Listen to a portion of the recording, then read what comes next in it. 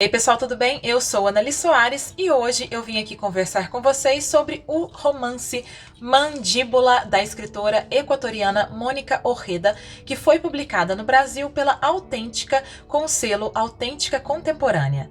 Então bora comigo pro vídeo de hoje. Bem pessoal, então vamos lá falar sobre este romance Mandíbula da Mônica Orreda, que já foi considerada aí uma das escritoras, um dos escritores mais importantes e relevantes da América Latina, especialmente entre aqueles com menos de 40 anos. Então é com muita satisfação que eu trago este nome aqui para vocês no canal e que eu conheci por este livro, que é, aliás, o primeiro livro de ficção da autora traduzido aqui no Brasil e com uma tradução muito maravilhosa da Silvia Massimini Félix, que é assim, né, um nome onipresente entre as traduções aqui das latinas, dos autores latinos no Brasil. Então, vamos falar um pouco sobre este livro que eu amei de paixão, eu fiquei assim, gente, impactadíssima. Eu comentei no vídeo das leituras realizadas no mês que com certeza ele aparecerá entre as minhas melhores leituras de 2022. E ele tem elementos aqui muito interessantes que estão misturados numa escrita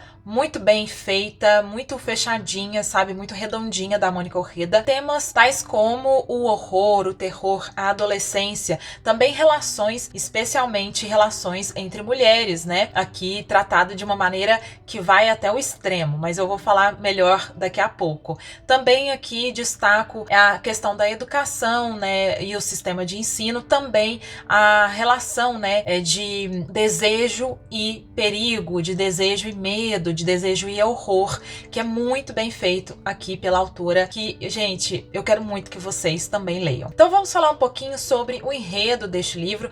Vou tentar não dar muitos detalhes para não cair em spoilers. A minha intenção aqui é a gente passar um pouco por cima do enredo e aí eu trato um pouquinho mais daqueles elementos, de questões que eu acho interessante a gente debater um pouco mais, né, aprofundar um pouquinho mais na minha resenha, beleza? Então, antes de eu começar a falar, eu quero só pedir para você que está aqui comigo, mas não está inscrito no canal, para se inscrever ali embaixo, clicar também no sininho, assim você recebe as notificações dos vídeos fresquinhos na sua casa. Toda quarta e domingo eu solto vídeo aqui no canal. Gente, este aqui é um livro que, de modo geral, conta histórias de mulheres e conta histórias da relação entre mulheres. Eu acho bacana destacar, antes de falar sobre o enredo, que a autora destaca diversos trechos aqui de epígrafe, né, entre eles com nomes assim muito importantes da literatura de horror e terror, como o Poe, Lovecraft, a Mary Shelley, mas também o primeiro trecho aqui da epígrafe é uma frase do Lacan. Lacan, que é um grande nome da psicanálise, né? Ele diz assim: um grande crocodilo em cuja boca vocês estão. A mãe é isso. Guardem esta informação e a gente vai conversando sobre este enredo e depois sobre os temas tratados aqui. Bom, nós começamos esse livro já numa cena muito impactante, muito instigante, que é da Fernanda, uma adolescente que está com os pés e mãos amarrados. Então a gente já percebe que tem alguma coisa muito estranha e errada ali. Ela foi sequestrada, ela observa aquele lugar, ela não tem noção de onde ela está. Ela olha pela janela, vê que tem uma paisagem que ela desconhece, né, uma montanha e tal. E então, de repente, assim, aparece à sua frente aquela que lhe sequestrou, que é ninguém menos que a Miss Clara, a sua professora de literatura no colégio Delta High School for Girls. Então a gente já percebe que há muitas questões ali para a gente entender o que está acontecendo. Isso não é um spoiler, afinal de contas é a primeira cena do livro. A partir daí, nós iremos acompanhar uma narrativa polifônica muito bem amarrada, com cenas e passagens que precisam ser costuradas por nós, que precisam ser encaixadas para a gente ter um entendimento do que está acontecendo naquele momento, e a coisa vai se degringolando, vai se aprofundando tanto que nós percebemos ali que aquele sequestro, né, aquela tensão ali entre as duas, aluna e professora, é assim meramente uma consequência ou um detalhe apenas de tudo que nós iremos perceber e entender neste livro. A Fernanda, então, é esta adolescente aluna de um colégio super caro, um colégio assim com restrições absolutas, colégio super religioso do Opus Dei, lá do Equador, de Guayaquil. E ela tem um grupo de amigas, pessoas muito importantes para essa relação, inclusive, entre a Fernanda e a Miss Clara, essa professora. Este grupo de amigas é considerado assim um grupo muito difícil, complicado, aquele grupo de baderneiras, aquele grupo do fundão que todo mundo, né, já sabe como é que funciona, né, na adolescência, deste colégio que que tem assim um ensino muito rigoroso, muito castrador, né? Então, este grupo é formado pela Fernanda e outras 5 meninas, né? Entre elas, assim, destaco a Annelise, que é a melhor amiga da Fernanda, e as duas funcionam como 2 abelhas rainhas ali deste grupo. Elas comandam, elas lideram toda a dinâmica, né, da relação entre essas meninas. Com esta narrativa que a gente acompanha, a gente não só vê o pensamento da Fernanda, mas a gente também acompanha passagens da Fernanda com o seu analista. Então, ela vai já na boca dela, na primeira pessoa, em diálogos que nós só sabemos as suas falas, o do analista fica só em reticências, mas também acompanhamos um pouco sobre a vida, quem é a Miss Clara e a Annelise principalmente, né? A gente tem alguns trechos em que nós percebemos, entendemos pensamentos e sentimentos das outras meninas, mas ficam em um segundo plano, né? Claro que é muito importante também para toda a dinâmica, porém essas 3 personagens são mais importantes: Miss Clara, Annelise e Fernanda. Bom, então elas têm essa vida assim de meninas que são de uma alta renda ali da cidade e que tem essa educação muito restrita. Aí a gente percebe, basicamente, tem uma relação mais importante entre as mulheres, então as mães dessas famílias, aquelas que nos interessam, nós entenderemos, né, como que é a relação delas com a família por meio dessa relação com as mães. Primeiro, a Fernanda, que tem uma relação assim distante e um pouco estranha assim com a mãe dela e com o pai também, mas o pai aparece como uma pessoa um pouco mais carinhosa e próxima da Fernanda, embora ele seja uma pessoa que esteja muito ausente ali da dinâmica familiar, porque ele trabalha, etc. A mãe dela tem uma relação distante e a Fernanda sente que a mãe teme a Fernanda, que a mãe tem medo dela e que a mãe tem um certo rancor ou mágoa, talvez pelo que aconteceu com o irmãozinho dela. A Fernanda teve um irmãozinho que morreu afogado e que ela estava presente neste momento. Então fica aquela questão no ar que ela se pergunta muitas vezes, e por isso, né, os pais até a colocaram na análise desde muito pequena, se ela teria matado o irmão dela, se ela teria causado este possível acidente ou não. E então já tem esse elemento de muita angústia, né, na história da Fernanda, e que cria esta relação um tanto distante e uma relação meio complicada, né, com a mãe. Também temos a relação da Annelise com a mãe dela, que também é totalmente perturbada e perturbadora. A Annelise é, assim, dessas personagens, aquela mais perversa. Então ela vai revelar assim uma consciência muito madura de questões assim da vida e do horror e da morte e da religião. E isso se reflete também na relação dela com a mãe, ali na casa dela. A gente vê que a mãe dela tem muito medo da Annelise e ela sabe disso. E a Annelise brinca com esses sentimentos que ela sabe causar, né, nas pessoas. Mas também tem assim umas questões assim das mães delas, que depois a gente vai vendo, né, da relação entre essas mulheres mães, que vai para eu acho que a autora trabalha um pouco a questão do desejo, né, de pessoas tão castradas, tão, né, reprimidas,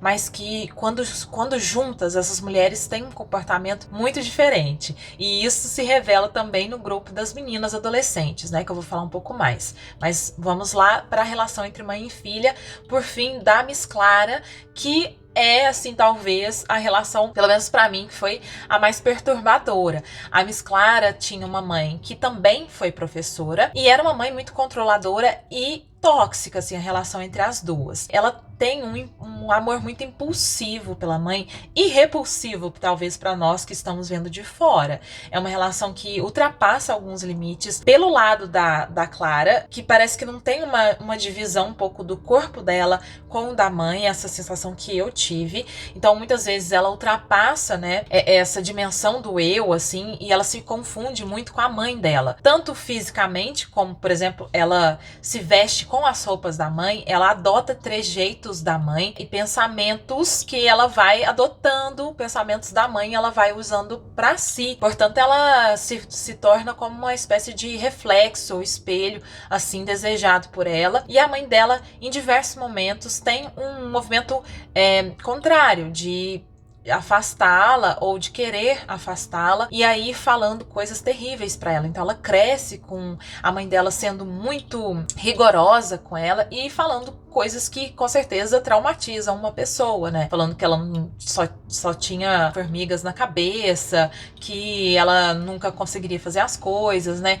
Se compara também um pouco com ela. A mãe dela fala muito desta incapacidade da Miss Clara de lidar com essas meninas, fala muito do perigo, né, de meninas, quanto que meninas são perigosas. E isso vai sendo absorvido pela Miss Clara, tanto é que ela se torna uma pessoa com transtornos de ansiedade e síndrome do pânico. E aí tem também uma questão da psicose, né, da Miss Clara. Ela fica o tempo todo ali tentando se controlar, ela aperta a pele aqui entre os dedos da mão esquerda, uma dificuldade muito grande de lidar com essa repulsa e com medo horroroso que ela tem de adolescentes, de garotas, né? E muito aí a gente pensa, né, que é uma ironia, um paradoxo. Ela é professora exatamente de ensino médio, ela lida com garotas ali o tempo todo na vida dela. Grande parte do seu dia é lidar com meninas daquilo que ela teme tanto, né? E essa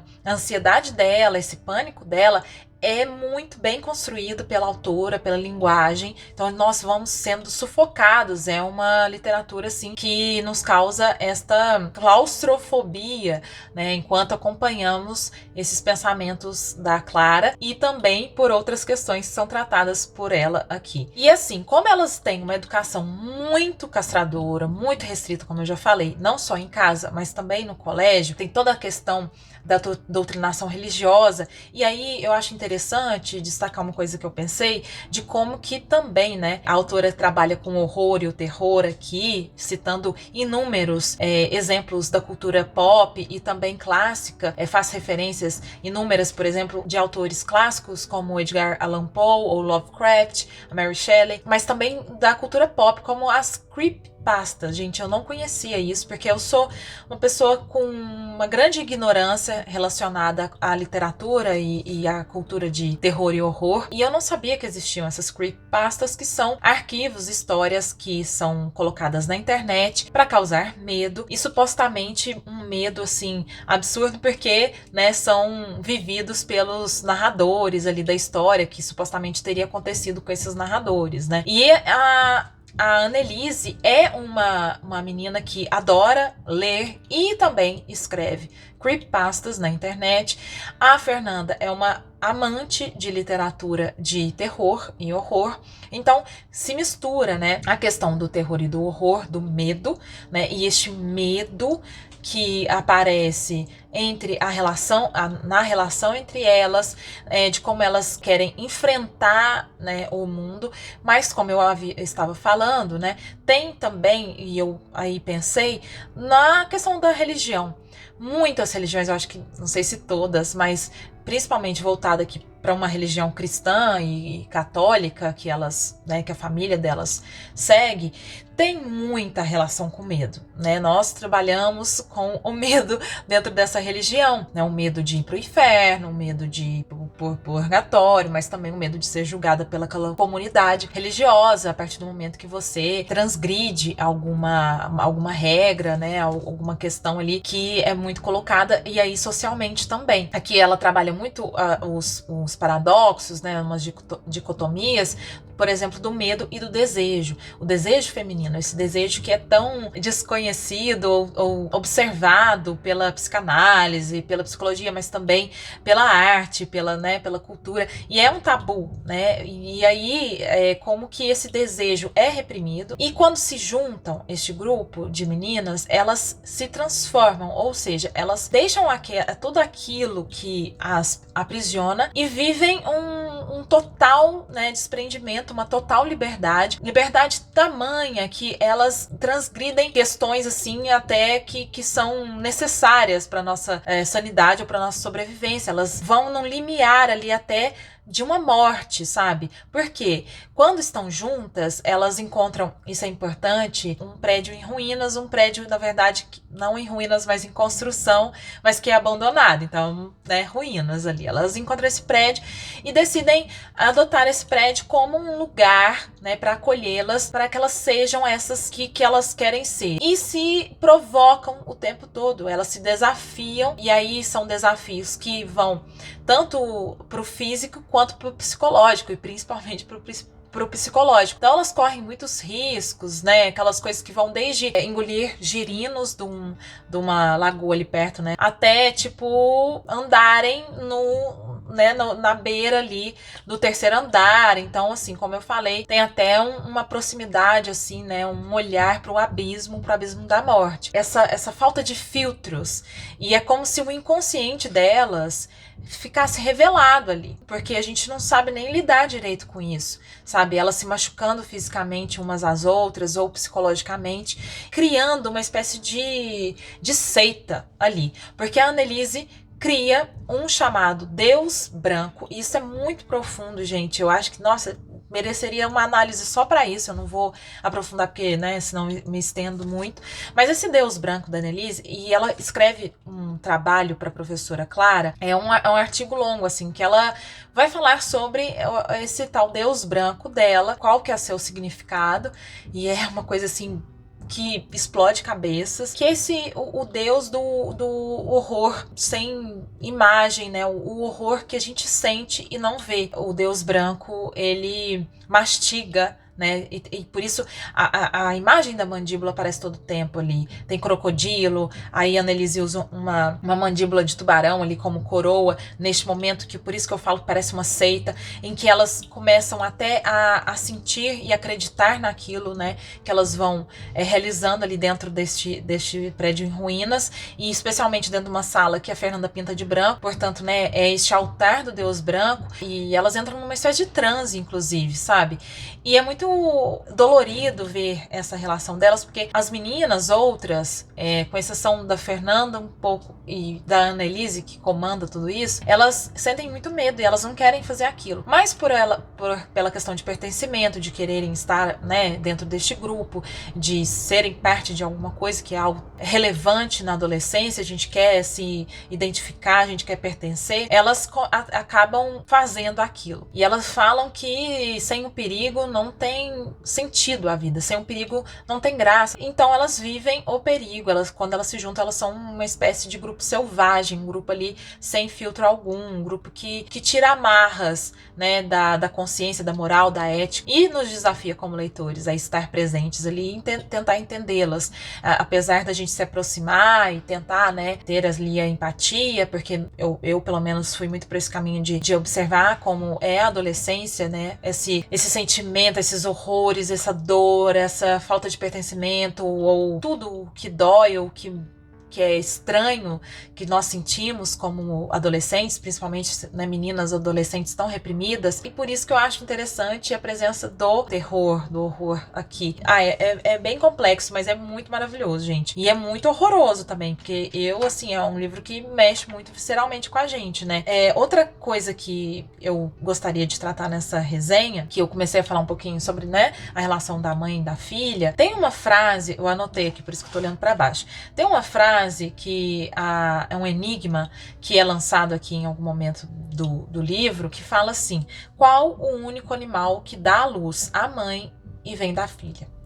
E este enigma, ele é colocado em diversos momentos, e depois a gente vai vendo, né, a mulher como este enigma, o que é a mulher, né, com maiúsculo, portanto, essa questão do desejo e do perigo, o desejo revelado ali dessas garotas, né, um desejo que pode se tornar devastador, né, um desejo que está num estado tão bruto e tão selvagem, assim, né, entre aspas, que ele é devastador, que ele machuca, ele fere.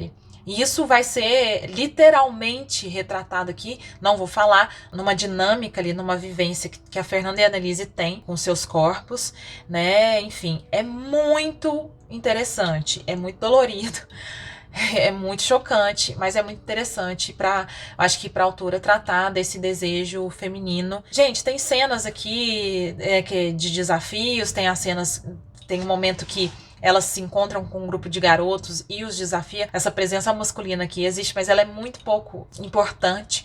É realmente um olhar assim para esta relação entre mulheres que fica praticamente dentro de uma esfera parental, uma esfera maternal, né? Porque a professora é como uma mãe, as amigas como irmãs, elas até falam isso, né? De serem irmãs. E aí, usando a frase do Lacan que eu li anteriormente para vocês, né? Da mandíbula, né? Que a mãe é isso, né? Uma grande mandíbula, né? Um grande crocodilo em cuja boca nós estamos. E este nós aqui sendo principalmente filhas mulheres, né? Essa relação entre mães e filhas, esse sujeito um igual, né? Enfim, e que vai comendo da mãe, né? Mordendo a mãe, eu até falei isso, né? Desde a amamentação e também e se diferenciando no momento, ou não, como a Miss Clara, né? Acontece que ela vai mais tentando se aproximar e imitar a mãe. E o contrário também, né? A mãe, ela mastigando a filha, protegendo, pondo na mandíbula para proteger, mas, né, em algum momento, tipo, mastiga e até engole, né, a filha, que também é uma coisa muito bem retratada com a relação da Clara e da mãe dela. Afinal de contas, a mãe dela tem esse processo de mastigar e devastar, né, a Clara, até que ela se torna essa pessoa tão problemática, né, e tudo, com muitas questões, assim, chegou um momento que eu senti, assim, muita pena, mas, não sei se pena, mas, assim, tive muita empatia com a Clara, que ela tem uma vivência em um outro colégio com 2 alunas que a traumatiza, então é mais uma coisa que leva ela a ter essa relação muito difícil com adolescentes. E a própria adolescência aqui, né, a adolescência como uma alegoria, a própria adolescência sendo este bicho, né, este horror. A Annelise até usa a palavra que a adolescência é a idade branca dentro dessa ideia, porque elas estão se formando. Um adolescente é uma pessoa, um sujeito que está entre. Isso é muito interessante, né?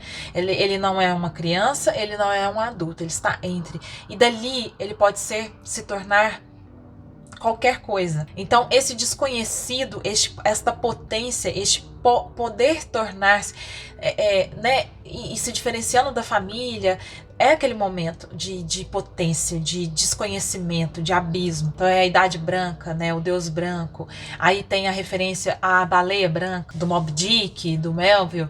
E eu também pensei, né, na Impureza do Branco, do Carlos Drummond de Andrade. Interessante, né, tudo isso, assim, enfim. É um livraço, assim, eu não vou falar muito mais, eu poderia, porque eu anotei muito mais coisa aqui, mas eu tô vendo aqui que eu já passei muito do tempo, não quero falar tanto para vocês poderem ler e terem suas próprias conclusões, né? Mas, gente, a gente sente nojo, a gente sente horror, a gente sente um desejo de estar ali, de acompanhar, de saber. Tem um final aberto aqui, que é maravilhoso. Tem hora que a gente fica, ai, que raiva, queria saber exatamente o que acontece, né? Mas a gente pode tirar nossas conclusões, claro, né? E trabalhar, assim, né? E refletir sobre muitas coisas. A escrita é incrível, muito bem feita, a tradução também, quero destacar. Capítulos, eles são muito diferentes, porque há capítulos em que a gente acompanha a Clara, por exemplo, aí em outro a gente vai lá para as meninas no prédio. Tem flashbacks, ela mistura muito, assim, o presente e o passado, afinal de contas, pensando o sequestro da Fernanda dado como um presente, tudo isso que a gente vê é um passado, mas em certos momentos isso até se confunde, se mistura. A gente já vai vivendo uma coisa e outra, parece que ao mesmo tempo, né? Tem esses capítulos que eu falei que são de diálogo entre a Fernanda e o psicanalista. Enfim, tem uma escrita assim muito polifônica, muito bem trabalhada, e eu amei, sabe? E essas referências incríveis, né? Principalmente eu acho para quem é leitor de horror, né, de terror. Aqui tem referências que vocês vão adorar, mesmo eu que não sou grande leitora, inclusive fiquei até interessada em ir atrás, né? Assistir filmes, ler livros, e me deu curiosidade das creepypastas, né? Pra saber o que as pessoas andam escrevendo por aí na internet. E a autora se inspira, né, nas creepypastas. Tem uma personagem que escreve, mas ela também aqui, de uma certa maneira, cria, né, uma história assim. Então, é isso, assim, uma dica incrível para vocês de literatura contemporânea, latina. Eu amei. Eu queria muito saber se você já leu, me conte ali como foi a sua relação com o livro, né? Um livro realmente que não é fácil de digestão, indigesto, mas ao mesmo tempo nos prende muito, né? Aquele livro que você quer virar a página para saber o que vai acontecer. E se você não leu, espero que você se inspire aí e conheça esta autora equatoriana tão interessante. Beleza? Eu vejo vocês num próximo vídeo. Um beijo grande e até!